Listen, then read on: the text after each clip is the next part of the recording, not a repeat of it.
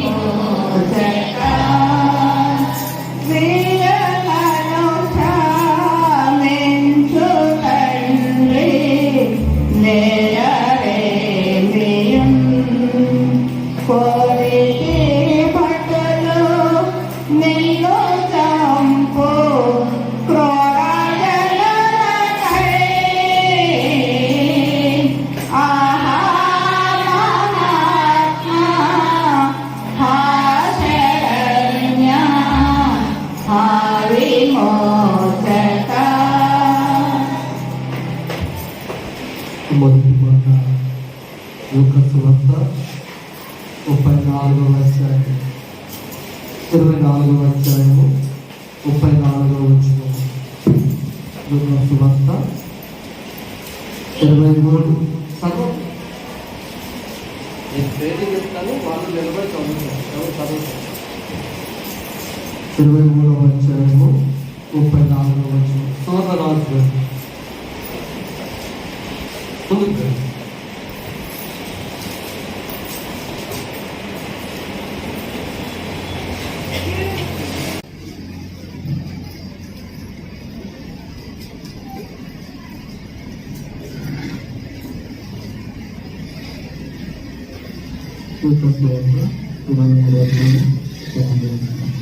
యేసు, తండ్రి, వీరేం చేయుచున్నారో వీరు ఎదుగురు కనుక వీరిని క్షమించమని చెప్పాను.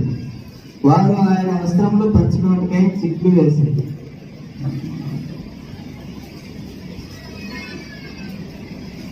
మంచి బిడ్డగా 1వ మాట మనందరికీ తెలుసు. తండ్రి, వీరేమి చేయించున్నారో వీరెరుగురు కనుక వీరిని గట్టి చెప్పండి ఒకసారి అందరికీ. తండ్రి, వీరేమి చేయించున్నారో వీరెరుగురు కనుక వీరిని క్షమించు. అసలు ఎందుకు యేసు ప్రభుల వారు ఆ మాట చెప్పారు? మనం ఎప్పుడైనా ఆలోచించామా? అసలు ఎందుకు యేసు ప్రభుల వారు ఆ మాట చెప్పారు? పోలేదా క్షమించు అని ఎప్పుడు చెప్తాం మనం? చెప్పండి. ఎదుటి వ్యక్తి తప్పు చేసినప్పుడు మనము పక్కనున్న వాళ్ళకి రికమెండ్ చేస్తూ ఉంటాం. యేసు ప్రభుల వారు తండ్రిని రికమెండ్ చేస్తున్నాడు. అయ్యా, మీరేం చేస్తున్నారో వీరికి తెలియదు, దయచేసి వీరిని క్షమించండి. ఈ మాట మనందరి హృదయాల్లో ఉండాలి, నోట్లో హృదయాల్లో ఖచ్చితంగా ఉండాలి. ఈ మాట మనందరి హృదయాల్లోనూ మనందరి నోట్లోనూ ఎప్పుడూ ఉండాలి. ఎందుకంటే ఏదో ఒక సమయంలో, ఏదో ఒక టైంలో, ఏదో ఒక పరిస్థితుల్లో మన పక్కనున్న వారిని అకారణంగా మనం లేదా వారు మనల్ని నిందిస్తూ ఉంటారు. అప్పుడు మన హృదయంతో మనం చెప్పాలి, మన హృదయంతో మనం చెప్పగలగాలి. ఏంటి? పోలే, వీరిని క్షమిద్దాం.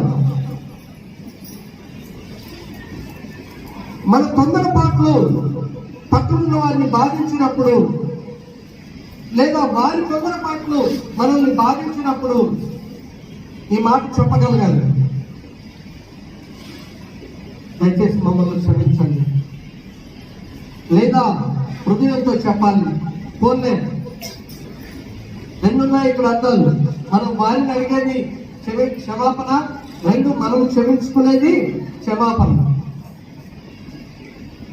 యేసు ప్రభులు వారు క్షమించారు కాబట్టి తండ్రిని అడుగుతున్నారు, అయ్యా మీరేమి చేయించున్నారో మీరు ఎరుగరు కనుక వీరిని క్షమించము అంటున్నారు.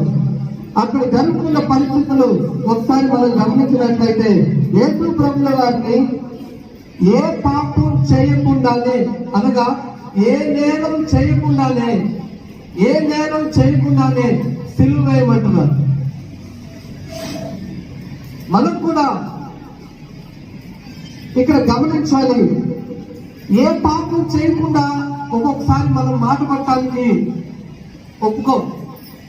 ఏ నేరం చేయకుండా ఒక్కొక్కసారి మనం మాట పట్టడానికి ఒప్పుకోం. చాలా మంది అంటూ ఉంటారు, అసలు నేనేం తప్పు చేయనప్పుడు అసలు మాట పడండి, నేనేమి తప్పు చేయనప్పుడు నేనెందుకు బాధపడాలి, నేనేమి నేరం చేయనప్పుడు నేనెందుకు బాధపడాలి, నేనేమి అన్యాయం చేయనప్పుడు నేనెందుకు బాధపడాలి. మనకు కూడా అదే అపోహ ఉంటుంది, మనకు కూడా రోషం వస్తూ ఉండదు. ఎవరైనా పక్కన మనల్ని అకారణంగా నిందిస్తూ ఉన్నాం, అవునా కాదమ్మా? మనల్ని అకారణంగా నిందిస్తూ ఉన్నప్పుడు లేదా దూషిస్తూ ఉన్నప్పుడు ఏదో ఒక పేరు మీద పెట్టి, కుక్క మీదో నక్క మీదో ఏదో ఒక పేరు మీద పెట్టి మనల్ని తింటూ ఉన్నప్పుడు, ఆ తిట్టాన్ని మనల్ని అని మనకు అర్థమైనప్పుడు మనకేమొస్తూ ఉంటుంది? రోషం వస్తూ ఉంటుంది. రోషం వచ్చినప్పుడు మనం కూడా కన్మని ఒక మాట ఏం చేస్తాం? విసురుతాం. మాట మాట్లాడటం కాదు, మాట విసురుతూ ఉంటాం. మాట విసిరినప్పుడు అవతల వ్యక్తి తగిలిదా తగలదా? ఇప్పుడు మన చేతిలో కర్ర ఉంది, కర్ర నేను విసిరాలనుకోండి, మీకు తగిలితే తగలదా? అలాగే మాట కూడా మనం విసిరినప్పుడు అవతల వ్యక్తి తగులుతుంది. కానీ ఇక్కడ యేసు ప్రభువుల వారు ఎంతగా పాపము చేయకుండానే, నేరము చేయకుండానే, ఏ దోషము చేయకుండానే ఎంతగా ఆయన హింసింపబడుతున్నారంటే, ఇందాక మనం విన్నాం, ఒకటి తక్కువ 40 కొరడా దెబ్బలు. ఆ కొరడాకి, ఒక్కొక్క కొరడాకి 7 చీలికలు ఉంటాయట. 7 చీలికల చివర మళ్ళా తాడు 7 ఉంటాయట. ఆ 7కి తుప్పు పట్టిన మేకులు లాంటివి, చిన్నవి కాదు, తుప్పు పట్టిన మేకులు లాంటివి, నాగలు ఉంటారు కదా, అలా ఉంటాయట. ఒక్కసారి ఆ కొరడా అలా విసిరితే శరీరానికి అవి అలా గుచ్చుకుపోతాయి. ఆలోచించండి, శరీరానికి అలా గుచ్చుకుంటాయట. ఇప్పుడు ఆ కొరడ మామూలుగా లాగితే రాదు, ఎంత ఫోర్స్ గా విసిరాడో అంతే ఫోర్స్ గా లాగాలి. లాగితే నాగలి ఎలా దొరబడుతుందో చూసారా? అలాగా వీపంతా దున్నపడిందట. బ్లేడ్తో చిన్నగా కోసుకుంటేనే మన ప్రాణము అల్లరిపోతుంది, అంతే కదా? ఇదే సంవత్సరం ఎప్పుడైనా పెన్సిల్ చెక్కారా ఎప్పుడైనా? తగ్గలేదు, తెచ్చుకోండి. చిన్నప్పుడు పెన్సిల్ చెక్కేటప్పుడు ఖచ్చితంగా ఈ వేలో బొటన వేలో ఏదో ఒకటి తెగింది అనుకోండి, పెన్సిల్ ఏం చేస్తాం? తెగింది అని అంటామా? అప్పుడే నేలకేసి కొట్టి ఏ పెన్సిల్ రాయింది, నా ఏం తెగింది? చిన్నగా తెగితేనే మనం అంత ప్రాణం మనం నిలబిల్ల ఆడిపోతుంది. యేసయ్య ఆ కొరడా దెబ్బ తింటుంటే టైల్స్ మనం మీరు అందరూ చూసామంటారు. వాస్తవంగా మీరు కొద్దిగా ముందు వస్తే కడదాం అనుకున్న రాత్రి కాల సమయంలో కొద్దిగా ఎక్కువ మంది ఎవరు వచ్చినా చూపిద్దాం అనుకున్నాం, కానీ ఎవరు రాలేదు, కొద్దిమంది మాత్రమే వచ్చారు. మన గుడ్ ఫ్రైడే అంటే కొద్దిగా గుర్తు కూడా లేదు అసలు. నేను చాలా మంది ఫోన్ చేస్తే ఇవాళ గుడ్ ఫ్రైడే అంటే ఇప్పుడు గుర్తు వచ్చింది.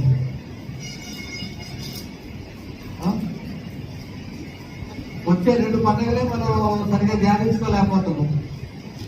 2 పండుగలే మనకి ఎక్కువ పండుగలే లేవు. ఒకటి గుడ్ ఫ్రైడే చేస్తారు, 2 డిసెంబర్ 25, 1వ తారీఖు. ఈ 2 పండుగలు తగ్గించి మనకి వేరే పండుగలు సంవత్సరం మొత్తంలో ఏమీ రావు. మనం ఏమైనా పెట్టుకుంటే తప్ప. ఏమైనా ఆరాధనలు పెట్టుకుంటే తప్ప మనకి ఏమి రావు. ఈ 2 పండుగలకే మనం సరిగా ఆరాధించలేకపోతున్నాం. సగం మంది వస్తే సగం మంది రాలేదు. ఎక్కడ మనకి దేవుని వాక్యం అందుతుంది? దేవుని వాక్యం అందకుండా సాతాను గారు ఏం చేస్తున్నాడు తెలుసా? మన హృదయాలని కఠినపరుస్తున్నాడు. దేవుని వాక్యము హృదయాలను కఠినము చేయకుండా మాంసంగా మార్చే దేవుని వాక్యాన్ని వినకుండా నీ హృదయాలను ఆపు చేస్తున్నాడు. ఏదో ఒక పని నిమిత్తము తీసుకెళ్ళిపోతున్నాడు. యేసు ప్రభువు వారిని హింసిస్తా ఉన్నారు. రాత్రికాల సమయం నుంచి ఉదయం 9 గంటల సమయం వరకు ఆయనను హింసిస్తానే ఉన్నారు.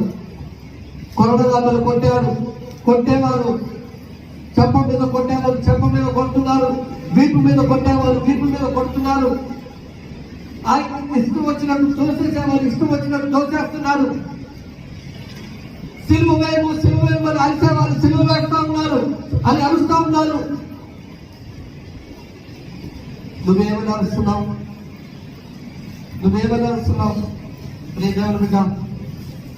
ఎప్పుడైతే చెప్పావా ఈ మాట? ఒకవేళ నిన్ను అకారణంగా ఎవరైనా నిందించినప్పుడు, నిన్ను అకారణంగా ఎవరైనా దూషించినప్పుడు తండ్రితో చెప్పావా? యేసయ్యతో చెప్పావా? తండ్రి మీరేమి చేయించున్నారో మీరెరుగరు కనుక. తనకున్న మంచి లక్షణం ఏంటో తెలుసా? ఎవరైనా తింటే వాళ్ళతో మాట్లాడదు. ఒకవేళ ఎవరైనా వాళ్ళ కుటుంబం చేయలేదు తప్పు చేశారని చెప్పి గమ్మున ఒక మాట అన్నా కానీ ఈ మాట్లాడుతున్నాను. ఇలా మాట్లాడుతున్న మానేసేది ఎవరో తెలుసా? క్రైస్తవులు. వాక్యం ఉంటున్నాం కానీ వాక్యం ప్రకారం నడవడం చేత కావట్లేదు. మనం ఏమంటాం తెలుసా? బాగా కోపం వస్తే మన దత్తమ్మ చెప్పిన మాట అంటావా? ఎంత చెప్పినా ఎక్కడా నీ పొరకి. మరి నేను కూడా ఏమన్నా చెప్పాను? ఏసై ఏంటి ఏమన్నారు? సరే మీరు వదిలేదు. మరి ఏసై అయితే ఏమన్నా చెప్పండి. ఎన్నిసార్లు చెప్తున్నాం? ఎన్ని సంవత్సరాలు ధ్యానించుకుంటున్నాం? ఈ సిలువ ధ్యాన కార్యక్రమాలు ఎన్ని సంవత్సరాల నుంచి ధ్యానించుకుంటున్నాం? ఇన్ని సంవత్సరాల నుంచి ధ్యానించుకుంటున్న మనము మన హృదయాల్లో మార్పు వచ్చిందా? ఇన్ని సంవత్సరాల నుంచి యేసయ్య వైపు చూస్తున్న నీవు నీ హృదయంలో మార్పు వచ్చిందా? ఒకవేళ ఎవరైనా నిన్ను ఆ కారణంగా ఏమైనా నిందించాను, లేకపోతే నువ్వు చేసిన తప్పు వల్ల అమ్మా నీ కొడుకులో నిన్ను బాధ పెట్టాడు అని చెప్పి ఒక మాట అంటే దాంతో మాట్లాడుతూనే మానేస్తున్నావు. ఈరోజు ఎక్కడుంది నీకు క్షమాపణకులు? క్రైస్తవుడు అనబడి ఎవరైనా సరే ఒకవేళ అకారణంగా కారణంతో నిందించబడ్డా నిన్ను నువ్వు క్షమించుకోవాలి. ఎదుటి వ్యక్తిని క్షమించాలి. అదే చెప్తున్నాడు. అదే చేసి చూపిస్తున్నాడు యేసయ్య. అకారణంగా ఆయన నిందించారు, ఆయన దూషించారు, కొట్టారు. అకారణంగా కొట్టినా కానీ ఒక్క మాట కూడా మాట్లాడలేదండి. ఆయన ఎలాంటి వ్యక్తం? పేతురు గారు ఆ సైనికుడిని చెవి నరికినప్పుడు చెప్తాడు, నా తండ్రితో చెప్తే 12 సేనలు పంపిస్తాడు, నీ కత్తి తీసిన ఎవరిలో. అటువంటి శక్తి గల దేవుడు. కానీ ఎందుకు ఆయన ఆ దేవుడు ఇచ్చిన ఆ యొక్క బాధ్యతను నిర్వర్తించాడో తెలుసా? మనందరి పాపాలు క్షమించడానికి కోసం, మనందరి పాపాలు క్షమించబడటం కోసం ఆ శిలువ ఎక్కడైనా మనందరి పాపాల కోసమే. ఇక్కడైనా మారు మనసు పొందండి. నేను చాలా మంది నేను చూస్తున్నాను, నేను వింటున్నాను. మీలో చాలా మంది మాట్లాడుకోవటం లేదని పౌలు గారు కొరింథీ సంఘానికి రాస్తూ మీలో చాలా మంది అంటున్నాడు. మీలో చాలా మంది సరిగా మాట్లాడటం లేదు. క్షమించుకునే గుణం మీకు లేకపోతే యేసయ్య అడుగుతాడు. నేను నన్ను అంత బాధ పెట్టినప్పుడే నేను క్షమించినప్పుడు నిన్నొక్క మాట అంటే నువ్వు పడలేవా అని యేసయ్య నిన్ను నిలదీస్తే నీ దగ్గర సమాధానం ఉందా? చాలా మంది రెండు కొమ్ములు ఉంటాయి. ఏసై అడిగినప్పుడు నేను మాట్లాడతాను. అమ్మా, ఏసై అడిగినప్పుడు నువ్వు మాట్లాడటానికి వీలు లేదు. చాలా మందికి ఉన్న గర్వపు మాటలు వస్తూ ఉంటాయి. నేను చూస్తున్నా కొంతమందిని. ఏసై అడిగినప్పుడు నేను మాట్లాడతానులేండి. ఏంటి నువ్వు మాట్లాడేది? నెవలకుంటున్నావు? ఏసై ముందు నిలబడితే, ఏసై ముందు ఆయన నవల బదులు ఆ సింహాసనం మీద కూర్చొని రాజ్య పరిపాలన చేయడానికి, న్యాయం తీర్చడానికి ఆయన నిలబడినప్పుడు నువ్వు ఆ ఏసై ముందు నిలబడితే, అమ్మా నువ్వు ఈ నేరం చేశావని ఏసయ్య ఆ చిట్టా మందుల చిట్టాన్ని చూపిస్తే, తర్వాత క్షణంలో ఏం జరిగిందో తెలుసా? అటుపక్క ఒక ఇద్దరు జ్యోతులు, ఇటు పక్క ఒక ఇద్దరు జ్యోతులు, వారికి రెండు కొమ్ములు ఉంటాయి. ఎవరు వారు? మనందరికి బాగా తెలుసుకున్నాయి. ఎవరు వారు చెప్పండి? సాతాను గారి ప్రియాచరులు. వాళ్ళు ఏం చేస్తారు తెలుసా? ఆహా, నాకు కాపు దొరికిందని వచ్చి యేసు ప్రభు గారి నోట్లోంచి వీటిని తీసుకెళ్ళండి అనటం మనుషులు అంతే గుర్తుకొని వెళ్ళిపోతూ ఉంటారు. ఎక్కడికి? నరకానికి. ప్రభు, ఈ ఒక్కసారి నన్ను క్షమించు. నువ్వు ఇప్పుడు కాదు ఆ మాట చెప్పాల్సింది. ఎప్పుడు? నువ్వు బ్రతుకున్నప్పుడు, నీ అక్కతోనో, నీ చెల్లెలతోనో, నీ వదిలితోనో, నీ మరదలతోనో నువ్వు మాట్లాడినప్పుడు, నీ మరదలతో నువ్వు మాట్లాడకుండా నువ్వు మౌనంగా ఉన్నప్పుడు, నువ్వు దూషించినప్పుడు అప్పుడు నువ్వు మాట్లాడి ఉండాలి. అప్పుడు క్షమించమని అడుగుండాలి. అప్పుడు నువ్వు క్షమించితే ఇప్పుడు నువ్వు క్షమించబడే కానీ. అమ్మా, ఇప్పుడే క్షమించుకోవాలి. ఎవరైనా పరలోక రాజ్యానికి వెళ్ళిన తర్వాత క్షమించు. అక్కడ క్షమించలేదు డైరెక్ట్ ఇంకా అయితే పరలోక రాజ్యం, లేకపోతే నరకం. తండ్రి, మీరేమి క్షమించున్నారు? అంత బాధించిన వారిని యేసయ్య క్షమించమని అడిగాడే. అంత బాధించిన వారిని యేసయ్య క్షమించమని అడిగాడే. ఈ లోకంలో ఒకవేళ నేను ఎవరైనా నిందిస్తే నువ్వు క్షమించుకోలేకపోతున్నావా? నువ్వు చేసిన తప్పు వల్ల, నీ కొడుకు చేసిన తప్పు వల్ల, నీ కూతురు చేసిన తప్పు వల్ల వారి హృదయం గాయమై ఒక్క మాట మాట్లాడితే క్షమించుకోలేవా?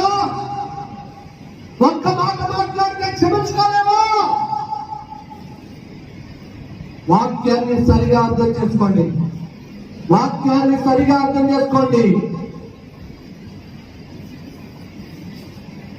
ఇక్కడైనా మీరు మారు మనసుకోండి. తండ్రి చెప్పిన మాట మనం కూడా చెప్పాలి. తండ్రి, మీరేమి చేయించున్నారో ఏదైనా కనుక వీరిని క్షమించు. అలా నువ్వు ఎప్పుడైతే ప్రార్థన చేస్తావో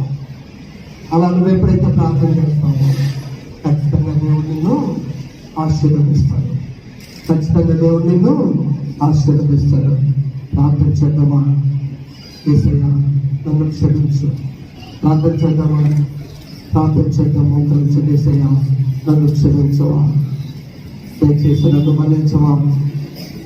ఒకవేళ ఎవరైనా మాట్లాడినప్పుడు నేను క్షమించుకోలేకపోయానేమో, ఎవరైనా నేను అన్నప్పుడు నేను క్షమించుకోలేకపోయానేమో, దయచేసి నన్ను క్షమించు. దయచేసి నన్ను మన్నించు. అయ్యా, క్షమించుకునే గుణం నాకు దయచేయి. ఈరోజు వాక్యము నాతోనే మాట్లాడింది. ఈరోజు వాక్యము నన్నే వేలు పెట్టి చూపించింది. అయ్యా, క్షమించుకునే గుణం నాకు అలవాటు. అంతా ఏ నేరము చేయకపోయినా వాళ్ళంతా నాగటి చాళ్ళ వల్ల దుండిగా వారినే నువ్వు క్షమించినప్పుడు మమ్మల్ని, అయ్యా, మేము ఒకవేళ ఒక మాట అంటే క్షమించుకోవడానికి మా హృదయాలు సమ్మతించడం లేదు. దయచేసి క్షమించి మా హృదయాలను మీరు క్షమించండి ప్రభా అని ప్రార్థన చేద్దామా? యేసయ్యను అడుగుతావా? యేసయ్యా క్షమించమని, యేసయ్యా మన్నించమని యేసయ్యను అడుగుతావా? ప్రార్థన చేద్దాం. యేసయ్య ఈ మాట కొరకు క్రీస్తుమణి గారు ప్రార్థన చేస్తారు. ఈ మాట కొరకు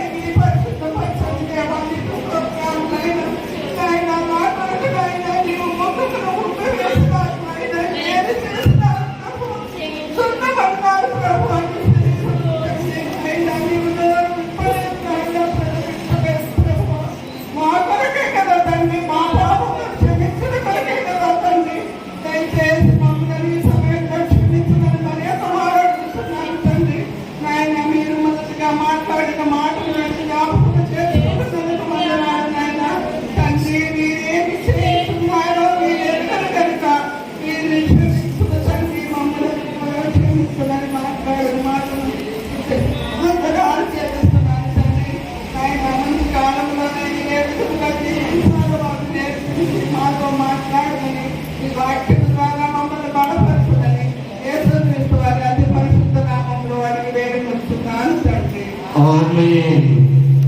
ఆహా మహాత్మ అల్లది రెండవ చరణం.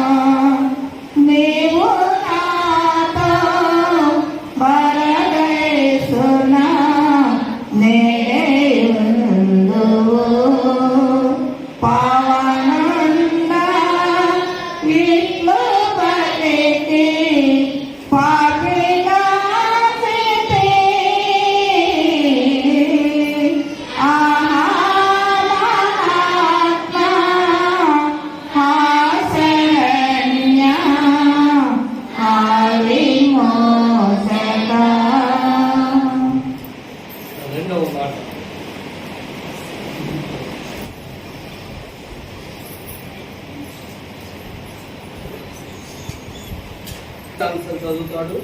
లూకాసు వార్త 23:43. లూకాసు వార్త 23:43 రెండవ మాట.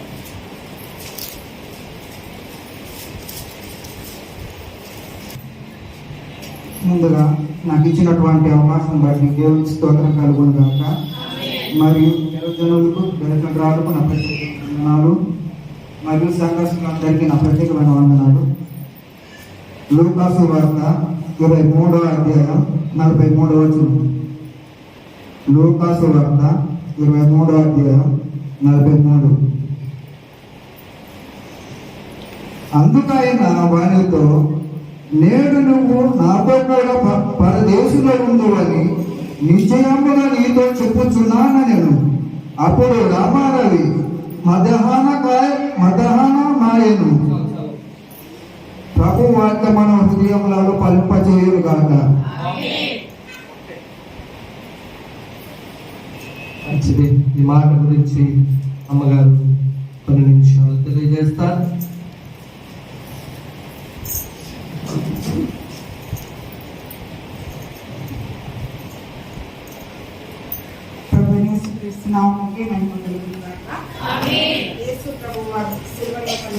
రెండవ మాటగా చూసుకున్నట్లయితే, యేసు ప్రభుతో పాటు ఇంకా ఇద్దరు దొంగలను కూడా సిలువలో వేశారండి. ఆ రోజు ఏం చేశారు? యేసు ప్రభుతో పాటు ఇంకా ఇద్దరు దొంగలని, యేసు ప్రభుకి కుడి వైపున ఒకరిని, ఎడమ వైపున ఒకరిని, ఇద్దరు దొంగలను సిలివేశారు. నిజానికి ఆ దినంలో 3 దొంగలు తెచ్చిపోవాలి. ఎవరండి? 3 దొంగలు తెచ్చిపోవాలి. ఎవరండి 3వ దొంగ?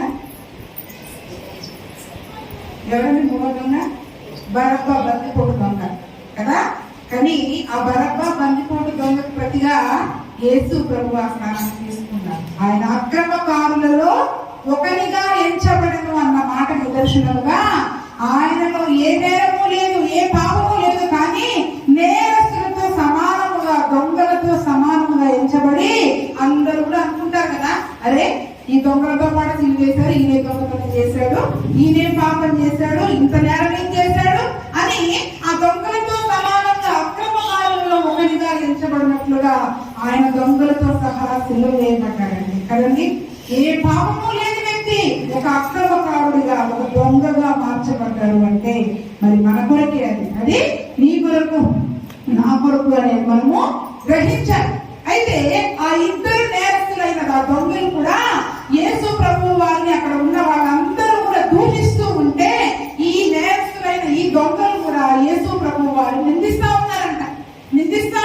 అందరూ యేసు ప్రభు మీద తప్పు చేసినట్టుగా అందరూ యేసు ప్రభుని, నువ్వు దేవుడివి కదా, ఇందులో రాజులు కదా, నువ్వు రక్షించుకోలేవా అని అంటూ ఉన్నారు. నువ్వు దేవాలయం 3 దినాల్లో కడతా ఉన్నావు కదా, మరి నిన్ను నువ్వు కాపాడుకోలేవా అని అక్కడ ఉన్న ప్రజలందరూ కూడా ఆయనని అపహసిస్తూ, దూషిస్తూ, తిరస్కరిస్తూ ఉంటే, ఈ ఇద్దరు దొంగలు కూడా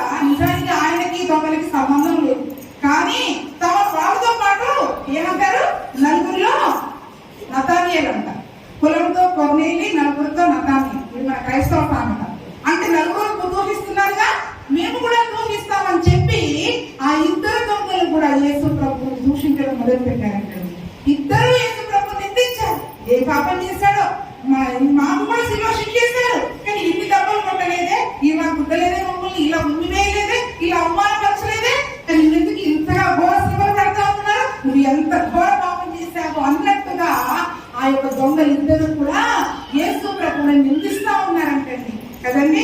యేసు ప్రభువుని నిందిస్తా ఉన్నప్పుడు చాలా సేపటి నుంచి కూడా ఆ యొక్క యేసు ప్రభు వారికి కుడి వైపున ఉన్న దొంగ నిందిస్తానే ఉన్నాడు. కానీ యేసు ప్రభుని గమనిస్తా ఉన్నాడంటండి.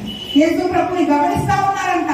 యేసు ప్రభు మీద సిలువ వేసి తీసుకొని వచ్చేంత సమయం వరకు కూడా ఈ ప్రయాణం అంతటిలో కూడా ఆ యొక్క రోమా సైనికులు కాళ్ళతో తంటున్నారు, కొరడాలతో కొడుతున్నారు, ఇష్టం కూతురు మాట్లాడుతూ ఉన్నారు. కానీ ఒక్క మాట కూడా యేసు ప్రభు వారు బదులు చెప్పలేదండి. నిజానికి ఆ దేవుని సిలువ వేసిన దొంగలంట వారి నోటికి వచ్చిన కూతురు ఆ సైనికులను తిడతా ఉండేవాళ్ళంట. కాబట్టి మరి నోటి మీద కొడతా ఉండేవాళ్ళంట సైనికులు కూడా.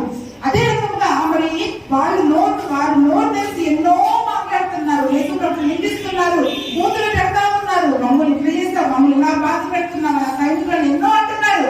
కానీ యేసు ప్రభు మాత్రం ఒక్క మాట కూడా పలకలేదండి. ఎందుకు? ఇదంతా నేను నా ప్రజల కొరకు, నా ప్రియమైన పిల్లల కొరకు నేను భరించాను అని మౌనంగా గొర్రెలు తీసుకుని పోయేటప్పుడు, గొర్రెలు కోయడానికి తీసుకుని వెళ్ళేటప్పుడు మౌనంగా తలుపుకుంటూ వస్తాడు. కానీ నేను రాను అని భగవంతుడు చేస్తున్నానండి. ఏమాత్రం మాకు సరైనట్టుగా వెనకాల ఏ రీతిగా వస్తుందో గొర్రెలు తీసుకుపోయేటప్పుడు ఏ రీతిగా మౌనంగా వస్తుందో మౌనంగా ఆ శ్రమలన్నీ భరిస్తూ ఉన్నాను. ఈ శ్రమలు నా కుమార్తె కొరకి నేను భరించాలి అని ఆయన తలంపుల్లో, ఆయన జ్ఞాపకాల్లో నిండా మనమే నిండిపోయాము. కాబట్టి ఆయన ఆ ప్రేమను బట్టి అవన్నీ భరిస్తూ ఉంటే కొంత సమయాన్ని అంతలోనే ఇంతగా బాధపడుతున్న ఆ సైనికులను ఈ దొంగలు నిందిస్తూ ఉంటే, బూతులు చెప్తూ ఉంటే యేసు ప్రభు ఏమన్నారండి? తండ్రి మీరేం చేస్తున్నారో మీరెరుగరు కనుక వీరిని క్షమించు. అసలు ఎవరి నోటి నుంచి అయినా క్షమాపణ మాకు వస్తుందా అండి? ఒక్క చెప్పదక కొడితేనే మనకు ఆ దెబ్బని జీవితాంతం మర్చిపో. ఆయన చెప్పదెబ్బలు, పిడిగుతులు, ముందు చేసి అపహాస్యం చేసి నాన్న వారికి ఇష్టం వచ్చినట్లుగా ఒక బంతులను ఆడుకొని ఎంత అవమానపరిచినా కూడా యేసు ప్రభు వారిని క్షమించారు. అప్పుడే ఇప్పుడు వైపున దొంగంట గమనించారంట. ఏంటి ఇంతగా మాకు ఇతనికి చాలా తేడా ఉంది, ఇతను ఏదో తప్పు చేశామని మేము అనుకున్నాం, కానీ ఇతనిలో ఏ తప్పు లేదు అనుకొని కాస్త ఆలోచించడం మొదలుపెట్టాడంట. ఆలోచించడం మొదలుపెట్టి నెమ్మదిగా ఆ యేసు ప్రభు గురించి దూషించే వాళ్ళు ఒకవైపు ఉన్నారు, యేసు ప్రభు కొరకు నిలబడి ఏడ్చే స్త్రీలు కొంతమంది అక్కడ ఉన్నారు. కాబట్టి యేసు ప్రభుని చూసినప్పుడు, డైరెక్ట్గా ఆయన ముఖాన్ని చూసినప్పుడు ఆయనలోని ఆ సాత్వికము, ఆ ప్రేమ ఆ యొక్క దొంగను కదిలించి వేసిందంట. వెంటనే ఏమన్నాడు? నేను దొంగతనాన్ని చేస్తా, నేను ఎంతమందినో మోసం చేసి నేను దొంగతనం చేస్తా, నన్ను సిలువనే కరెక్ట్, కానీ ఈయన పాపం చేశాడు, ఎందుకు ఇంతగా బాధపడుతున్నానని చెప్పి ఆ యేసు ప్రభువే మెస్సియా రక్షకుడు అని ఆ దొంగ ఆ సమయంలో గ్రహించి ఏమనంటున్నాడంట? ఆ రెండవ వాడు కూడా గర్తించి ఏమంటున్నాడు? రెండవ వాడు దొంగ ఏమంటున్నాడు? నిన్ను నువ్వు కాపాడుతాను, నువ్వు కాపాడలేవు, అతని యూతులు రాజు అంటారు కదా, నువ్వు చచ్చిపోయడం కూడా లేక ఈ సిలువ మీద నుంచి నువ్వు కాపాడుకోలేవా, మమ్మల్ని కూడా కాపాడుకోవచ్చు కదా అని ఆ దొంగ రెండవ దొంగ అంటుంటే గర్తించాడు.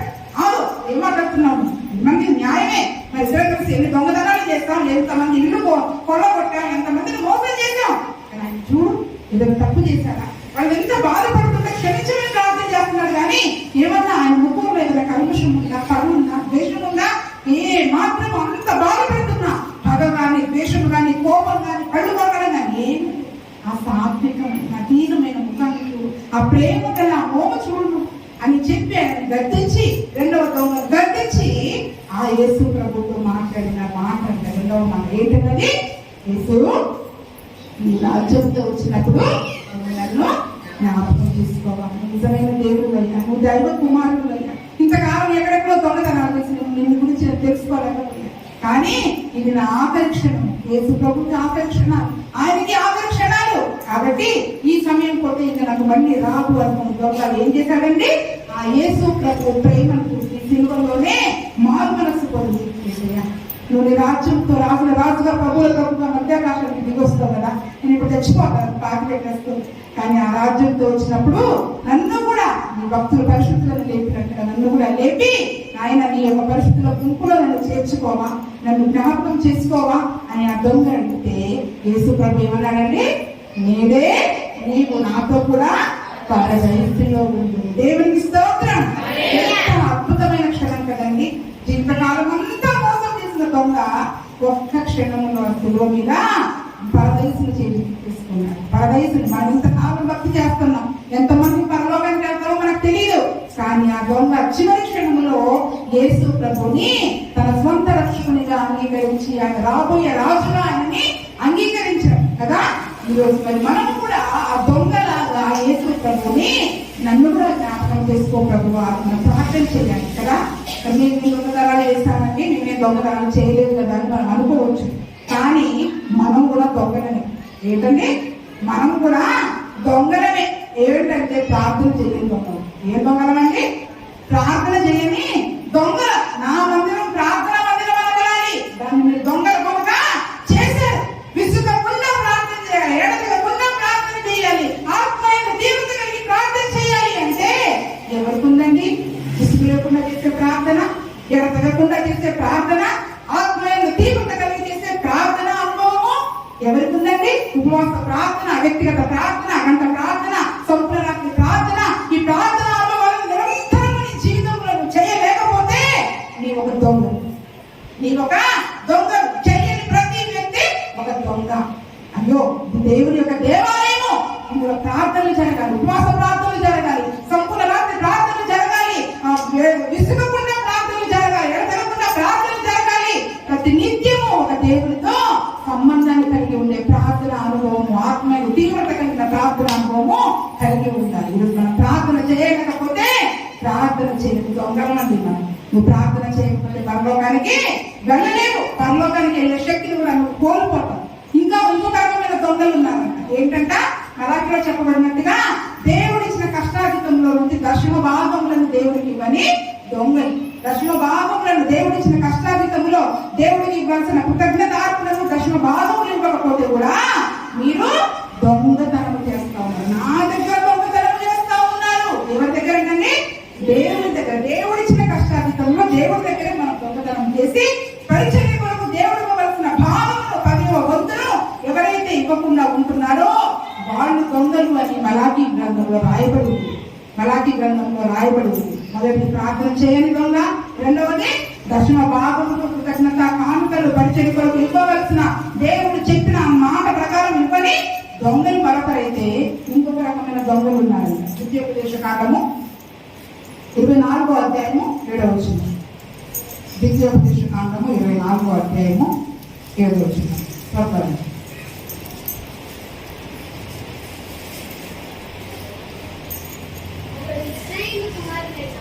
ఒకడు ఇశ్రాయేలు కుమారులైన తన సహోదరులలో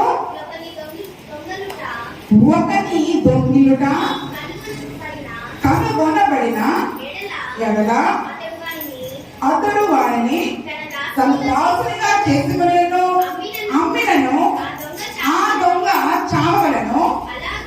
అలాగూ చేసిన ఎడల ఆ చెడుతనమును మీ మధ్య నుండి పరిహరించుదురు. ఏంటంటే ఇశ్రాయేలు ప్రజలు, తన ప్రజలైన ఇశ్రాయేలీలు, దేవుని బిడ్డలమైన మనము తన సహోదరులలో ఒకరిని దొంగతనం చేస్తా ఉన్నామంట. ఎవరిని దొంగతనం చేస్తా ఉన్నామంట? మన పక్కన వాళ్ళని దొంగతనం చేస్తా ఉన్నాము. ఆలోచించారు ఎప్పుడైనా? సహోదరులలో ఒక వ్యక్తిని. ఈ మాట ఇంకా మీకు అర్థం కావాలంటే ఇప్పుడు ఈ దొంగతనం చేసిన వ్యక్తికి ఏం శిక్ష వేశారండి? తన దాసులుగా చేసుకున్న అమ్మిన ఆ దొంగ చావాలి. దొంగతనం చేసిన వాడికి శిక్ష ఏంటి? మరణమే శిక్ష. అట్లా చేసిన ఆ చెడుతనమును మీ మధ్య నుండి మీరు పరిహరిస్తారు. దొంగతనం చేసిన వాడు చావకపోతే ఇశ్రాయేలు సంతానం అంతా అపవిత్రమైపోద్ది. కాబట్టి దొంగతనం ఎవరు చేశారో వాళ్ళు ఖచ్చితంగా సిలువలో కాదు, వారు మరణానికి అర్హులు. నిర్గమాకాండం 21:16 కూడా ఈ మాట ఉంది. నిర్గమాకాండం 21:16. నేను చెప్తున్న మాటలు కాదండి, వాక్యంలో ఉన్న మాటలు ధ్యానం చేసుకుందాం. 21:16 త్వరగా తీయాలి. నేను 1-2 రెఫరెన్స్లే చెప్తా ఉన్నాను. అందుకని ఒక నరుని దొంగలించి అమ్మినను, తన యొద్ద ఉంచుకొనినను వాడు నిశ్చయముగా మరణ శిక్ష పొందును. ఎంత భయంకరమైన మాట కదండి. ఆ రోజుల్లో అంట ఇశ్రాయేలు వ్యక్తులని వేరే అమాయకులను కానీ వేరే ఏమంటారు దేశపు ప్రజల్లోని వాళ్ళు ఏం చేసేవాళ్ళంట, దొంగతనంగా ఎవరైనా ఒకరు కనిపిస్తే తీసుకొని వచ్చి పనులుగా పెట్టేసుకుంటారంట, ఇంట్లో దాసులుగా చేసేసుకుంటారంట. ఆ ఇజ్రాయిల్ ప్రజలు కాని వాళ్ళు ఎవరైనా కూడా అటువైపు కనిపిస్తే వాళ్ళని తీసుకొని వచ్చి దాసులుగా అలా పెట్టుకుంటారంట, కొంతమంది డబ్బులకి అమ్మి వేస్తారంట. కాబట్టి దేవుడు ఏం చేశాడు, నా ప్రజలైన ఇశ్రాయేలులో ఇటువంటి దొంగతనాలు ఉండడానికి వీలు లేదు. ఒక వ్యక్తిని వారి తల్లిదండ్రులకు తెలియకుండా తెచ్చుకోవడము, నీ దగ్గర పెట్టుకోవడం కానీ నీ దగ్గర పెట్టుకున్నా తప్పే, వారిని వేరే వ్యక్తులకి అమ్మినా తప్పే. వాడు ఏం చేయాలి, నిశ్చయముగా మరణ శిక్ష పొందాలి కదా. ఈరోజు మనం అనుకోవచ్చు, మేమేమి నరులను దొంగతనం చేయటం లేదు కదా అని. యవనస్తులు జ్ఞాపకం చేసుకోవాలండి, యవనస్తులు తల్లిదండ్రులకు తెలియకుండా చాలా చోట్ల వాళ్ళ దగ్గర వెళ్ళి వీళ్ళ దగ్గరికి వెళ్ళి ఎవరినైనా మనం తీసుకొని మన దగ్గర పెట్టుకుంటూ ఉన్నామేమో దేవుడు చూస్తూ ఉన్నాడు. దేవుడి వాక్యం కలిగిస్తా ఉంది, అటువంటి దొంగలుగా మనం ఉండడానికి వీళ్ళు లేదు. యవనస్తులు చాలా మంది ఆడపిల్ల తల్లిదండ్రులకు తెలియకుండా తీసుకుని వస్తాం, పొరపాటు తెలుస్తూ తెలియకుండా చేస్తా ఉండవచ్చు. కానీ వాక్యం ఏమని చెప్తూ ఉందండి, ఆ పాపం అనే పరిహారము చెల్లించబడాలి. వాడు మరణ శిక్షకు అర్హుడు. కానీ దేవుడు ఏం చేశాడండి, మనము పొందవలసిన ఆ దొంగతనం అనే మరణ శిక్ష నువ్వు ప్రార్థన చేయకుండా దొంగగా మారావా, ఒక అమ్మాయిలను కానీ అబ్బాయిలను కానీ దొంగిలించుకొని తల్లిదండ్రులకు తెలియకుండా తీసుకొని ఏవైనా దొంగతనం చేశావా, లేదా ఇంకా ఏం చేస్తున్నాం, దేవుని సొత్తైన ఈ దేవాలయంలో త్రాగుడికి మోహానికి మన కళ్ళని మన శరీరాన్ని అపవిత్రతకి నువ్వు అప్పగించుకొని దొంగల గుంపుగా మార్చివేస్తున్నావేమో, దేవుని యొక్క దేవాలయం దొంగగా మార్చివేస్తా ఉన్నావేమో. కాబట్టి ప్రార్థన చేయని దొంగలు, నరులను దొంగిలించే దొంగలు, తమ దగ్గర దాచిపెట్టుకునే దొంగలు, అంతేకాకుండా దేవుని కొరకు ఇవ్వవలసిన పరిచర్య భాగంలో ఇవ్వని దొంగలు, గర్భ భాగంలో ఇవ్వని దొంగలు. ఒకవేళ ఇటువంటి స్వభావాలు ఏమైనా మనలో ఉన్నాయా, నేను మరణ శిక్షకి అర్హుడిని ప్రభువా, నేను చావుకి అర్హుడిని ప్రభువా, కానీ నా కోసమే 2027 సంవత్సరాల క్రితము నువ్వు నా దోష శిక్షని నువ్వు శిలువ మీద వేసుకున్నావు. ఆ దొంగ ఏం చేశాడని, ఆ దొంగతనం చేసిన దొంగ మరణానికి అర్హుడు, అతను నరకంలో తెచ్చుకోవడానికి. కానీ చివరిలో యేసు ప్రభుని వేడుకున్నాడు, అయ్యా నేను దొంగనే, ఆ శిక్షకి నేను చేసిన పనికి నాకు న్యాయమే, కానీ నేను విశ్వాసం నుంచి వాడు చచ్చిపోయిన భక్తులను కలిగించావు కదా, కాబట్టి నన్ను నీ బిడ్డగా మార్చుకోవా, నీ రాజ్యంలో నన్ను జ్ఞాపకం చేసుకోవా అని పశ్చాత్తాపడి మారు మనసు పొందాడు. ఈ రోజు ఇటువంటి దొంగ స్వభావం మనలో ఉంటే మనం ఏం చేయాలి, దేవుని కాళ్ళు పట్టుకొని పశ్చాత్తాపడి, అయ్యా మా వల్ల శిక్షను మీద వేసుకున్నాం కదా, మరి ఆ దొంగ పాపములను క్షమించాలే, ఈరోజు నా పాపములను కూడా క్షమించు, మా పిల్లల పాపములను క్షమించు, మా కుటుంబం యొక్క పాపములను క్షమించు అని చెప్పి మమ్మల్ని జ్ఞాపకం చేసుకోవా ప్రభువా, మమ్మల్ని జ్ఞాపకం చేసుకో ప్రభువా అని ఆ దొంగ అడిగినట్టుగా మనం ప్రార్థన చేయాలండి. ఆ ఇద్దరు దొంగల పేర్లంట, ఒక దొంగ పేరు డిస్మస్, ఇంకొక దొంగ పేరు గెస్టస్ అంట. ఎవరైతే మారు మనసు పొంది యేసయ్యా అని నీ రాజ్యంలో చేర్చుకోని అడిగాడో ఆ దొంగ పేరు డిస్మస్. ఏం పేరండి, డిస్మస్ అనే ఆ దొంగ పేరు. ఎవరైతే యేసు ప్రభువుని దూషించి నిన్ను కాపాడలేవా అని అన్నారో ఆ దొంగ పేరు గెస్టస్. కానీ అద్భుతం ఏంటో తెలుసా, ఆ దొంగ ఇద్దరు యేసు ప్రభుతో పాటు ఆ రోజు చనిపోయాక ఈ మారు మనసు పొందిన దొంగ ఉన్నాడే, ఈ మారు మనసు పొందిన దొంగ పరిశుద్ధుల జాబితాలో మార్చబడి సెయింట్ డిస్మస్ గా ఆయన పేరు ఒక పెద్ద గుడి కట్టేశారండి. ఏంటంటే సెయింట్ డిస్మస్ గా, సెయింట్ డిస్మస్ అంటే పాపి దొంగ ఏమైపోయాడంటే ఒక క్షణంలో ఏమైపోయాడంటే పరిశుద్ధులుగా మార్చబడ్డాడు. సెయింట్ అనే బిరుదు ఎవరికి ఇస్తారు అంటే పరిశుద్ధులకు ఇస్తారు. పరిశుద్ధులు మదర్ తెరీసాకి సెయింట్ అనే బిరుదు ఇచ్చారు, అంటే ఆమె పరిశుద్ధురాలు దేవుని కొరకు పరిచర్యలో వాడబడింది అని పరిశుద్ధులకు ఇస్తారు. యేసు ప్రభుకి ఇచ్చిన శిష్యులందరికీ కూడా సెయింట్ అనే బిరుదు ఉంటుంది. అంటే ఈ దొంగ ఒక దొంగ, చచ్చిపోయిన దొంగ అని పేరు పడవలసిన, తను చనిపోయిన తన రాబోయే తర్వాత తరాలన్నీ ఏమని చెప్పుకున్నాయండి, దొంగగా తీసుకోలేదండి. ఆ క్రిస్మస్ ని సెయింట్ గా పిలుచుకున్నారు. ఏమని పిలుచుకున్నారండి, సెయింట్ గా పిలుచుకున్నారు. దొంగతనం చేయడం, పాపం చేయడం తప్పు కాదు, అందరూ చేస్తారు. కానీ నువ్వు మారు మనసు పొంది యేసు ప్రభుని ఆ దొంగలాగా అడగకపోవడమే తప్పు. ఆ దొంగలాగా అడగాలి, అయ్యా నన్ను జ్ఞాపకం చేసుకో, ఈ క్షణము ఈ స్థితిలో నేను సినిమా చచ్చిపోతే నేను ఎక్కడ ఉంటానో నాకు తెలియదు. ఒకవేళ మన ప్రాణం పోతుంది అన్న పరిస్థితి మనకు తెలిసినా మనం ఏం చేయాలి, ఆ దొంగలాగా యేసయ్యా ఇంతగా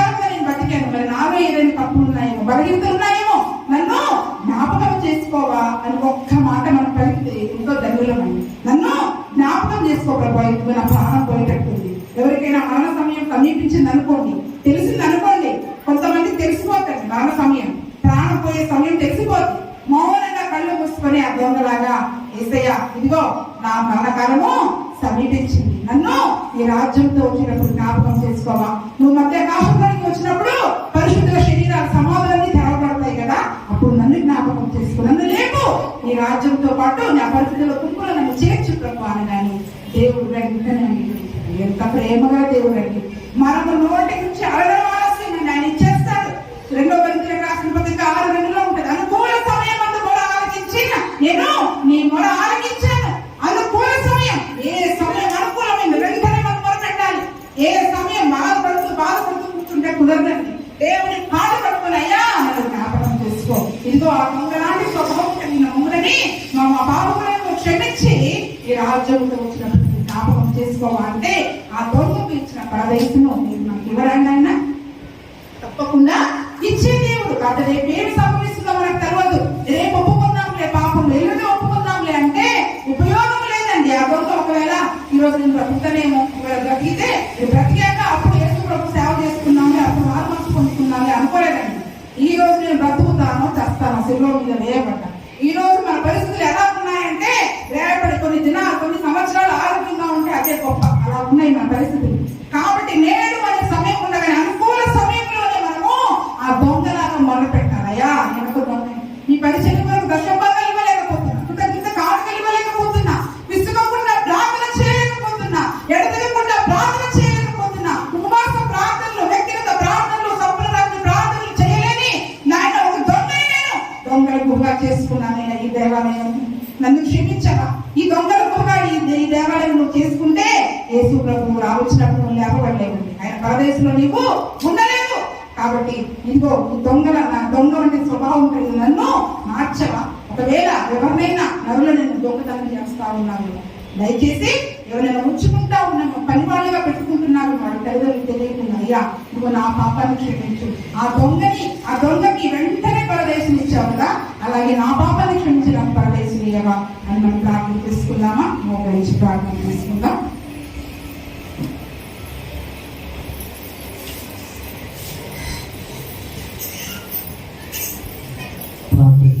రెండవ మాట గురించి, లేదు నేను నాతో కూడా పనిచేస్తున్నాను అనే మాట గురించి రూతు ప్రార్థన చేస్తారు.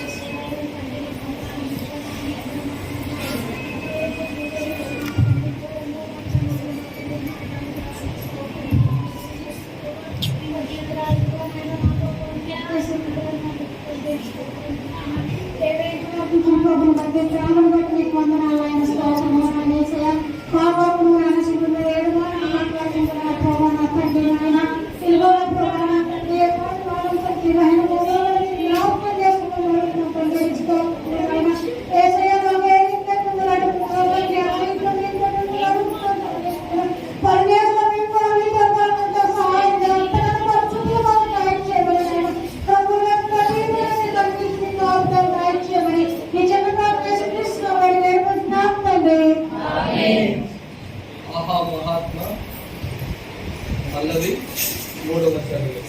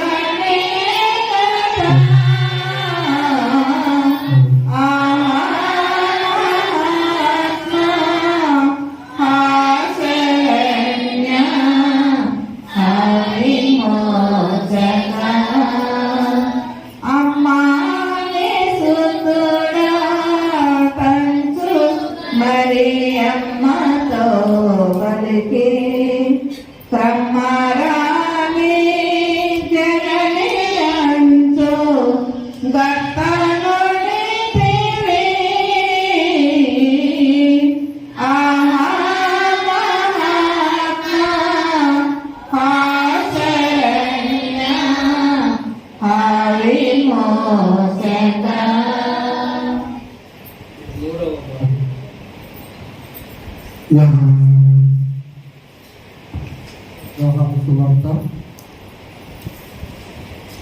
19వ అధ్యాయం 26, 27 వచనాలు. యోహాను సువార్త 19వ అధ్యాయం 26, 27 వచనాలు. మహేష్ హలో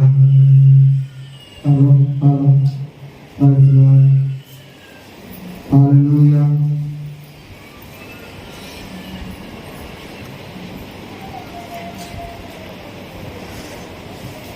యేసు తన తల్లిని తాను ప్రేమించిన శిశువును ఎప్పుడూ చూసి అమ్మా ఇదిగో నీ కుమారుడు అని తన తల్లితో చెప్పాడు. తరువాత శిశువు చూసి ఇదిగో నీ తల్లి అని చెప్పాడు. ఆ తల్లి నుండి ఆ శిశువు ఆమెను తన మీద తోచుకుంది.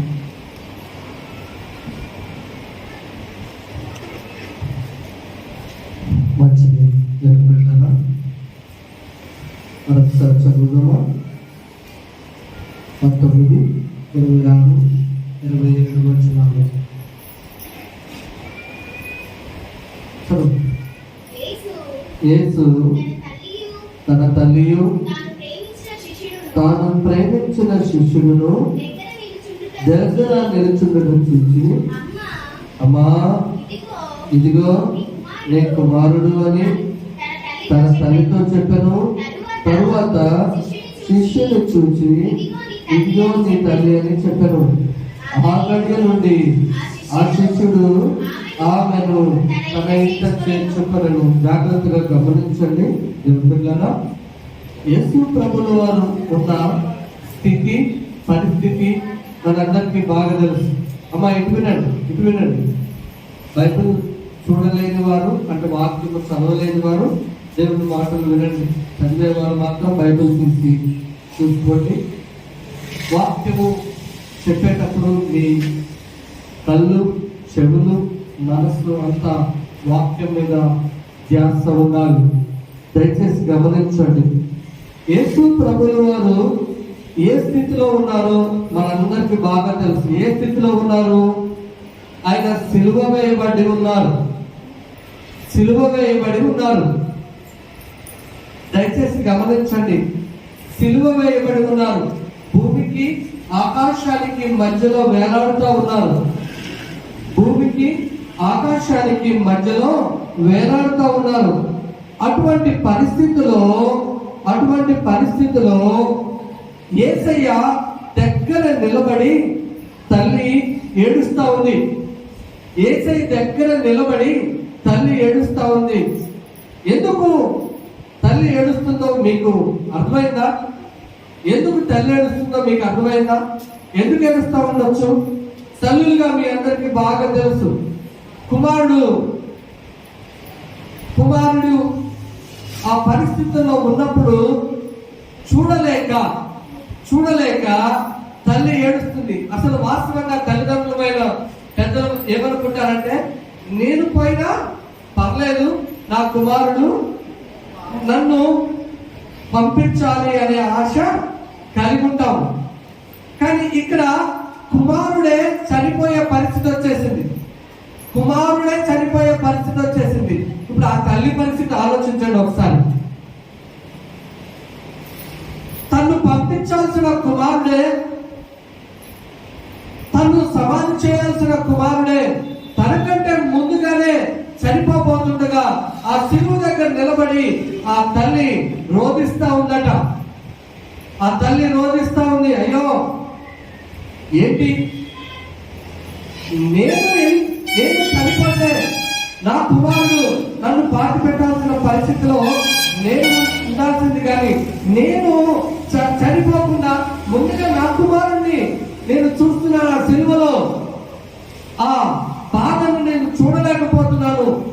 ఆ భయంకరమైన హింసను నేను చూడలేకపోతున్నాను. ఈ పరిస్థితి నాకు అనుకుంటా కదా, ఈ పరిస్థితి నాకు వచ్చినా బాగుండు, నేను ముందు పోయినా బాగుండు. అలాంటి పరిస్థితిలో ఆమె కన్నీరు మున్నీరు అవుతా ఉంటే, ఏడుస్తూ ఉంటే, ఆమె బాధపడతా ఉంటే యేసు ప్రభువు వారు చూశారట. ఆ చూసిన చూపులో మనం ఆ అర్థాన్ని తీసుకోగలం. తల్లి వైపు చూస్తూ ఒకసారి చదువుతారు మరి ఆ మాట. యేసు తన తల్లియు తాను ప్రేమించిన శిష్యులను దగ్గర నిలుచుండడు చూచి, అమ్మా ఇదిగో నీ కుమారుడు. దయచేసి గమనించాలి. చూశాడు, తల్లిని చూశాడు. ఇక నీ కొడుకు లేడు అని బాధపడుతుంది. కొడుకు చనిపోతున్నాడు. ఇక ఆ కొడుకు స్థానంలో నన్ను ఎవరు ఆదరిస్తారు? ఆ కొడుకు స్థానంలో నన్ను ఎవరు చూసుకుంటారు?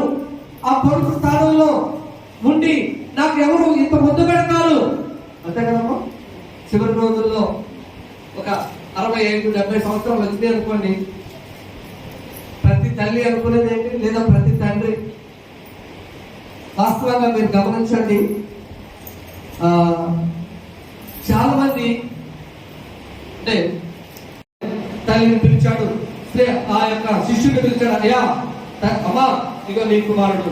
అలాగే శిష్యుడితో చెప్తున్నాడు, ఇగో నీ తల్లి. అంత వేదనకరమైన సమయంలో కూడా తన బాధ్యతను యేసయ్యా మర్చిపోలేదండి. ఈరోజు వాక్యం వింటున్న దేవుని బిడ్డ, నీ బాధ్యత ఏంటో నీకు తెలుసా? నీ తల్లిని, నీ తండ్రిని సన్మానించాల్సిన బాధ్యత నీదే. నీ తల్లిని, నీ తండ్రిని చూసుకోవాల్సిన బాధ్యత నీదే. చాలా మంది చెల్లెలు అనుకుంటున్నారు, మా తల్లిదండ్రులు చూడాలి కదా, మా అత్తమామలు ఎవరు చూస్తారు? అమ్మా, మా అత్తమామలు ఎవరు చూస్తారు? వాళ్ళు కూడా నీ తల్లిదండ్రులే. వాళ్ళని చూసుకోవాల్సిన బాధ్యత కూడా నీ మీద ఉంది అనే విషయాన్ని నువ్వు గుర్తుంచుకో. యేసు ప్రభువుల వారు తన బాధ్యతను చేసి చూపించారు. అలాగే ఇప్పుడు కూడా నీ బాధ్యతను నువ్వు చేసి చూపించాలి. మరి అటువంటి సిద్ధ మనసు కలిగి ఉందామా? మనందరము అటువంటి సిద్ధ మనసు కలిగి ఉందామా? మోకరించుదాం, ప్రార్థన చేద్దాం. యేసయ్యా దయచేసి అయ్యా నన్ను క్షమించవా. అటువంటి సిద్ధ మనసు నాకు దయచేయి. అయ్యా దయచేసి నన్ను క్షమించు. అయ్యా ఈ వాక్య ప్రకారం నడవడానికి, నా తల్లిని, నా తండ్రిని నేను జాగ్రత్తగా చూసుకోవడానికి, శ్రమంలో ఉన్నా, కష్టాల్లో ఉన్నా, ఇరుకుల్లో ఉన్నా, ఇబ్బందుల్లో ఉన్నా, నువ్వు ఎలా ఉన్నా, సిలువ మీద వేలాడుతున్నా నీ తల్లి గురించి ఆలోచించావయ్యా. అని అలాగా నేను కూడా నా తల్లిదండ్రులను సన్మానించడానికి, సంతోషపెట్టడానికి నాకు సహాయం దయచేయవా అని ఈ 3వ మాట గురించి, అమ్మా ఇదిగో నీ కుమారుడు, ఇదిగో నీ తల్లి అని ఈ 3వ మాట గురించి ప్రార్థన చేద్దాం. దయచేసి ఈ 3వ మాట గురించి మిరియాము గారు ప్రార్థన చేయండి.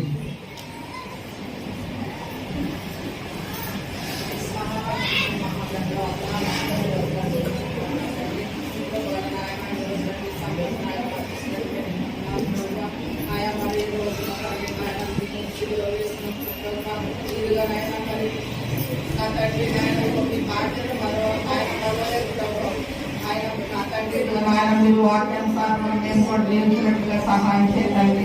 ఆయా మీరు ఆయన మీకు సిలువలో బాధింపబడినప్పటికీ నా ప్రభుత్వం ఆయా మరి మీ యొక్క బాధ్యత మరొకకుండా నాయన ఇదిగోకండి నీ శిష్యుడికి నా తండ్రి నాయన నీ తల్లిని అప్పగించి ఉన్నాను ప్రభుత్వం.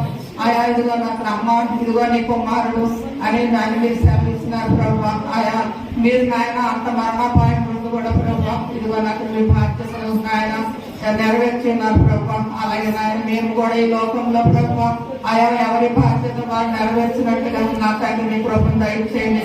నీ యొక్క వాక్యానుసారంగా జీవించే జీవితం మాకు దయచేయండి ఆయన.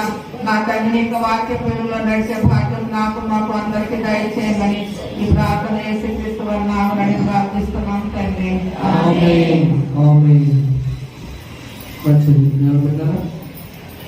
నాలుగవ మాట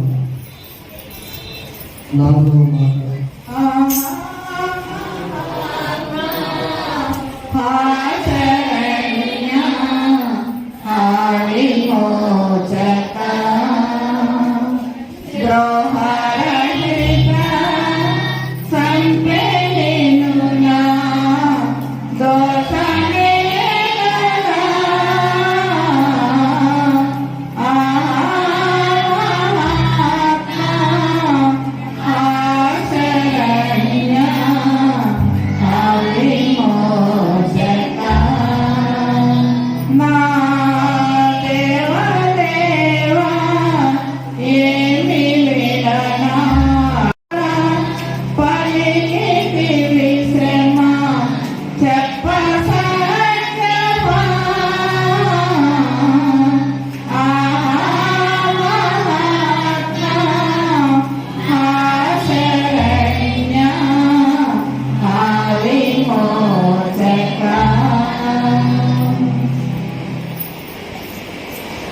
నాలుగవ మొదటి వార్త 27వ అధ్యాయం. మొదటి వార్త 27వ అధ్యాయం 46వ వచనం. 46వ వచనం. మొదటి వార్త 27వ అధ్యాయము 46వ వచనం.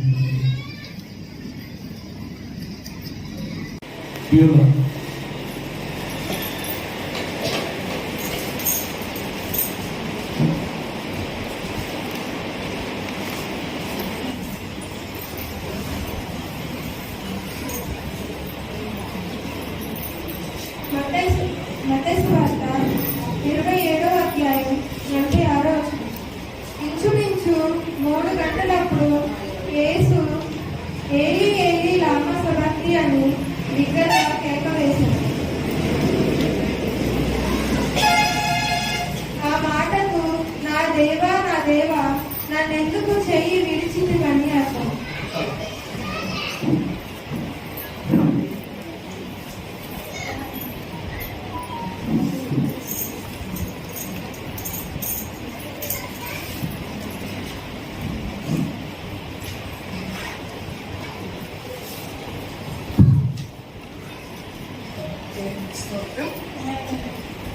యేసు ప్రభు వారి సిలువలో పలికిన 4వ మాటగా మనం 45వ వచనం చూసుకుంటే సమయం ఎంతైందంటే యేసు ప్రభు వారు ఆ మాట పలికినప్పుడు మధ్యాహ్నం మొదలుకొని 3 గంటల వరకు ఆ దేశమంతటా చీకటి కమ్మింది.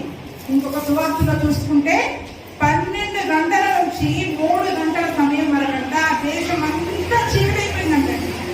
ఒకసారి మనకి మధ్యాహ్నమే మూసుకొని తీసినప్పుడు చీకటి అయిపోయింది, కానీ ఇది ఆ మూసుకొని రావడం కాదండి, చిన్న చీకటి అయిపోయింది. గట్టిగా గాఢాంధకారం రాత్రిలాగా అయిపోయిందంట. ఇప్పుడు మధ్యాహ్నం 12 గంటల నుంచి 3 గంటల వరకు కూడా మొత్తము ఆ దేశమంతటా కూడా చీకటి ఆవరించింది. సుమారుగా 3 గంటల సమయంలో, ఇంకా మనకి 3 కాలేదు కానీ సుమారుగా 3 గంటల సమయంలో యేసు ప్రభు వారు కలిగిన మాట ఇది. ఏం మాట అండి? మరి యేసు ప్రభు వారు ఏ టైంకి మాట్లాడారో మనం ఆ టైంకి ధ్యానం చేసుకోవాలంటే మనకి చాలా టైం పడుతుంది కదా. కాబట్టి చివరి ఆ యొక్క 4వ మాట ఏమంటున్నారు? ఇంచుమించు 3 గంటలప్పుడు యేసు ఏలీ ఏలీ లామా సబక్తనీ బిగ్గరగా గట్టిగా కేక వేసేసారంటండి. ఏలీ ఏలీ లామా సబక్తనీ అంటే అక్కడ ఉన్న వాళ్ళందరూ కూడా అనుకున్నారు ఏలీ అనగానే వాళ్ళకి ఏలియా ప్రవక్త తెలుసు కాబట్టి ఈయన ఏలియా ప్రవక్తను పిలుస్తున్నాడేమో, సిలువ మీద నుంచి చనిపోయిన గొప్ప ప్రవక్తను పిలుస్తున్నాడేమో, ఆ ప్రవక్త వచ్చి ఇతను కాపాడుతాడేమో అని అక్కడ ఉన్న వాళ్ళు అనుకుంటున్నారంట.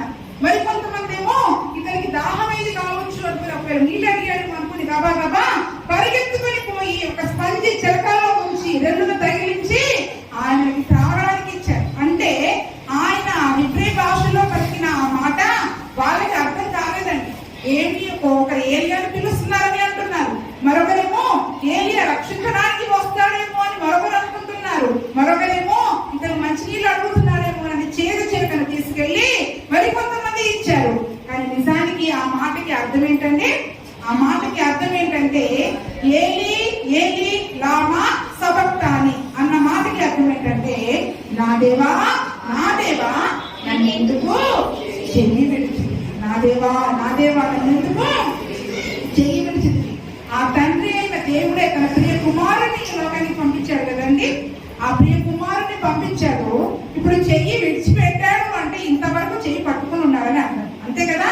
చెయ్యి ఎందుకు విడిచిపెట్టావు అని అంటే, ఎందుకు విడిచిపెట్టావు అని నువ్వు అడిగావు అంటే అప్పటిదాకా చెయ్యి పట్టుకుని ఉందని అర్థం. కాబట్టి ఇదే మాట యెషయా గ్రంథము 42వ అధ్యాయము 7వ వచనంలో రాయబడి ఉంది.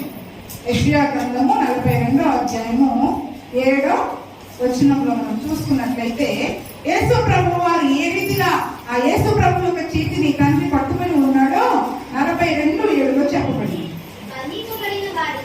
బంధింపబడిన వారిని చెరసాలలో గుడ్డి వారి కన్నులు తెరచుటకును, బంధించబడిన వారిని చెరసాలలో నుంచి వెలుపలికి తెచ్చుటకును, చీకటిలో నివసించు వారిని బందీగృహంలో నుండి వెలుపలికి తెచ్చుటకును, యెహోవానకు నేనే నీతి విషయంలో నిన్ను పిలిచి నీ చేయి పట్టుకొని ఉన్నాను. ఆయన నీతిమంతుడుగా ఈ లోకానికి వచ్చాడు. ఏ పాపము లేని వ్యక్తిగా ఈ లోకంలో ఉన్నాడు ఆయన.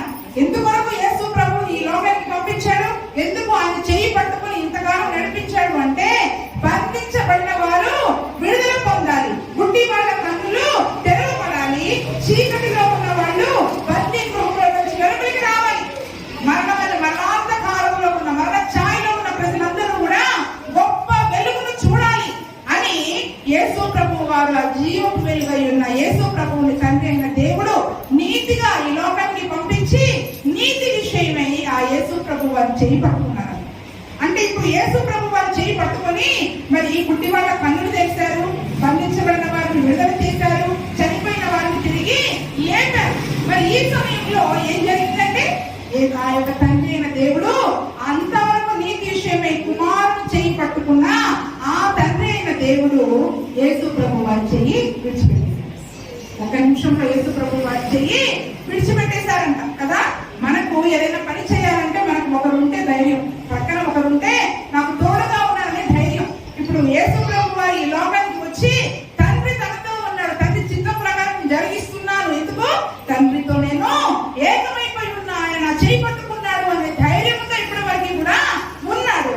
కానీ ఆ సమయంలో యేసు తండ్రి అయిన దేవుడు ఎప్పుడైతే యేసు ప్రభు చేయి విడిచిపెట్టాడో తట్టుకోలేకపోయాడండి. యేసు ప్రభు తట్టుకోలేక నా దేవా నన్ను ఎందుకు నువ్వు చేయి విడిచావు, నన్ను ఎందుకు నువ్వు చేయి విడిచావు. ఎప్పుడైతే యేసు ప్రభు చేయి విడిచిపెట్టేశాడో ఆ దేవుడు మనంతటా ఏమైపోయిందంటే చీకటి కమ్మింది. చీకటి కమ్మడానికి చేయి విడిచిపెట్టడానికి అక్కడ ఒక మంచి అవినాభావ సంబంధం ఉంది. ఎందుకు ఆయన పాపము లేని నీతిమంతుడు, కానీ పాపులమైన మనల్ని రక్షించడానికి ఇప్పుడు ఆ సిలువలో పాపిగా మార్చబడ్డాడు కదండి. ఆ సిలువలో పాపిగా మార్చబడ్డాడు. ఆయనలో ఏ పాపము లేదు. నీతి విషయమై యేసు ప్రభు వారు చేయి పట్టుకున్నాడు. కానీ దుర్నీతి పరులమైన మనలను నీతిమంతులుగా చేయడానికి ఇప్పుడు యేసు ప్రభు వారు మన దుర్నీతిని ఆయన మీద వేసుకున్నారు, మన పాప శిక్షని ఆయన మీద వేసుకున్నారు, మన శాపములని ఆయన మీద వేసుకున్నారు, మన అతిక్రమములని మన వ్యసనములని ఆయన మీద వేసుకొని ఆ శిక్ష భరిస్తా ఉన్నారు. కాబట్టి మరి యెషయా గ్రంథం 59లో కూడా ఒక మాట చెప్పబడింది. ఏంటి?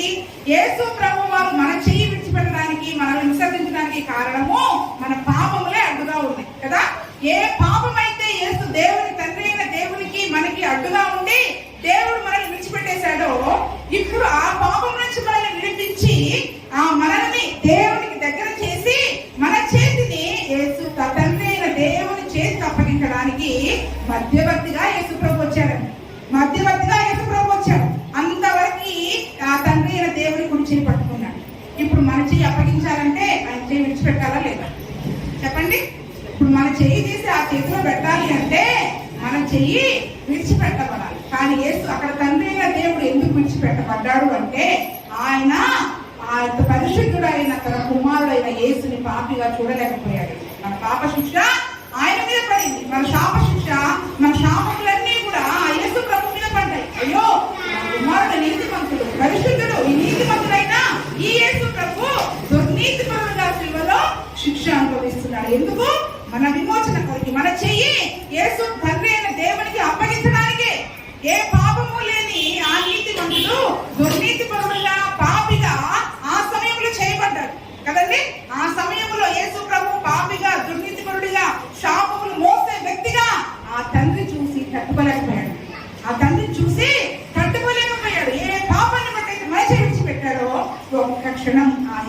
చెయ్యి విడిచిపెట్టాడు. మన చెయ్యి అనుకో, ఆ యేసు ప్రభు యొక్క చెయ్యి విడిచిపెట్టబడకపోతే మన చెయ్యి ఎప్పటికీ తండ్రి చేతిలో ఉండేది కాదండి. మనం ఎప్పుడు తండ్రికి దగ్గర అయ్యే వాళ్ళము కాదు. ఆ దేశం అంతటా చీకటి కమ్మిందంట. చివరికి సూర్యుడు కూడా ఏం చేశాడు? అయ్యో, నీ పరిశుద్ధులైన నీతి సూర్యుడు పాపిగా చేయబడ్డం నేను చూడలేదు, నేను చూడలేను అని చెప్పి తన మొహం తిప్పేసుకున్నాడు. మొహం తిప్పేసుకున్నాడు. ఈయన నీతి సూర్యుడు, గొర్రె పిల్లయ్య పట్టణానికి వెలుగు, జీవకు వెలుగై ఉన్న ఈ యేసు ప్రభు పాపిగా చేయబడినప్పుడు ఆ చీకటిలో ఉన్న మనని వెలుగులోనికి నడిపించడానికి ఆయన చీకటిలో ఉండవలసి వచ్చింది. దేవునికి స్తోత్రం. ఆయన చీకటిలో ఉండవలసి వచ్చింది. గలతీయులకు రాసిన పత్రిక 3వ అధ్యాయము 13, 14 వచనాలు కూడా మనం చూసుకుంటే అక్కడ కొన్ని మాటలు రాయబడ్డాయి. గలతీయులకు రాసిన పత్రిక 3వ అధ్యాయము 13, 14 వచనాలు. గట్టిగా చదవమ్మా. ఆత్మను కూర్చిన వాగ్దానము విశ్వాసం వలన లభించినట్లు అబ్రహాము పొందిన ఆశీర్వచనము క్రీస్తు యేసు ద్వారా అన్ని జనులకు కలుగుటకై క్రీస్తు మన కోసము శాపమై మనము ధర్మశాస్త్రం యొక్క శాపము నుండి విమోచించిన. ఇప్పుడు పాపము లేని యేసు ప్రభు ఏమైపోయాడండి? శాపము గలవాడుగా మారిపోయాడు. పాపము గలవాడుగా, శాపము గలవాడుగా, దుర్నీతి పరుడుగా, మన పాపం అంతా ఆయన మీద వేసుకుంటే మన బురదంతా ఆయన కంటిపోయింది కదండి. కాబట్టి ఆ పాపమును, ఆ దుర్నీతిని, ఆ శాపం నుంచి మనల్ని విమోచించడానికి ఏం చేశాడంట? ఆ శాపమును యేసు ప్రభు ఎప్పుడైతే శాపగ్రస్తునిగా మారిపోయాడో, వ్యసనాక్రాంతునిగా, శాపగ్రస్తునిగా మారిపోయాడో తండ్రి చూడలేకపోయాడండి. అయ్యో, ఈ పాపం నుంచి లోక ప్రజలను విడిపించడానికి ఈ కుమారుని చేయలేను విడిచిపెట్టాడు. ఒక్క నిమిషం ఆ పాపిగా మారిన యేసు ప్రభు, శాపగ్రస్తునిగా మారిన ఆ యేసు ప్రభు యొక్క, దుర్నీతి పరునిగా మారిన ఆ యేసు ప్రభు యొక్క చెయ్యి ఎప్పుడైతే విడిచిపెట్టాడో మనము తండ్రికి సమీపస్తులంగా మారాము. అందుకే మునుపు దూరస్తులైన మనము ఇప్పుడు ఏం చేయబడ్డామంటే ఈ శాపం నుంచి విమోచించబడ్డాం, పాపం నుంచి విమోచించబడ్డాం, దుర్నీతి నుంచి విమోచించబడి నీతిమంతులముగా, పరిశుద్ధులముగా మార్చబడి తండ్రి దగ్గరికి సమీపస్తులముగా మనము మారడానికి తండ్రి అవకాశం జరిగింది. అందుకనే యెషయా 53లో అంటాడు, అతని నలుగుకొట్టుటకు యెహోవాకు ఇష్టమైందంట. అతన్ని ఆ శాపంగా చేయడము, అతన్ని పాపిగా మార్చడము, అతన్ని ఆ యొక్క దుర్నీతి పరుడుగా మార్చడం, ఆ రకంగా నల్లకొట్టడానికి దేవుడు ఇష్టపడ్డాడు. ఎందుకంటే మనల్ని రక్షించడానికి, మన చెయ్యి పట్టుకోవడానికి ఆయన చెయ్యి విడిచిపెట్టాడు. ఎందుకు? ఆ యేసు ప్రభు చెయ్యి విడిచిపెట్టకపోతే నీ శాపం నుంచి నువ్వు విడుదల పొందలేవు, నీ పాపం నుంచి నువ్వు విడుదల పొందలేవు, నీ దుర్నీతి నుంచి నువ్వు విడుదల పొందలేవు. కాబట్టి నీ విడుదల కొరకు యేసు ప్రభువును సిలువలో నలగొట్టడానికి తనకి ఇష్టమైంది. ఆయన తన వేదనను చూసి తృప్తి పొందాడంట. అబ్బా చాలు, ఈ వేదనను బట్టి నా యొక్క ప్రజలు విమోచించబడతారు, శాపం నుంచి విమోచించబడతారు అని చెప్పి ఆ వెలుగున ఆ సూర్యుడు చూడలేకపోయాడు, వెలుగు చూడలేకపోయింది. ఎందుకు? ఆ వెలుగును తీసింది ఎవరండి?